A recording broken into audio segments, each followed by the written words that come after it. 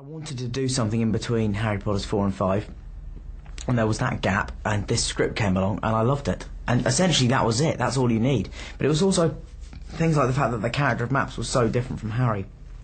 And that's something that, you know, I was aiming for. I didn't just want to do something where everyone would say, oh, well, yeah, he's doing that, but he's not really challenging himself, is he? You know, I didn't want to do something that people could just dismiss. I mean, you can say many things about this film, you know, people can have their criticisms of it, but the one thing they can't say is that I've not tried to do something different. So it's just about limiting how much ammunition you give critics.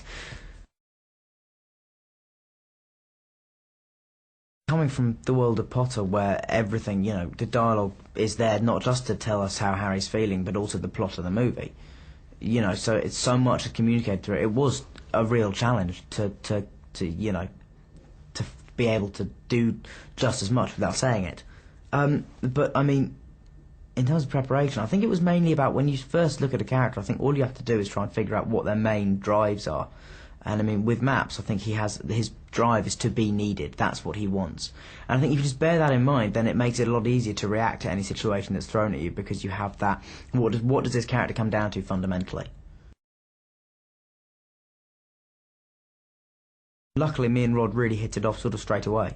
And I've been lucky with that throughout my career, really, is that I've been really lucky with the directors. I've never really had one person direct me who I've thought, I don't like you and I don't like the direction you're giving me, which is kind of cool to be able to say that, you know.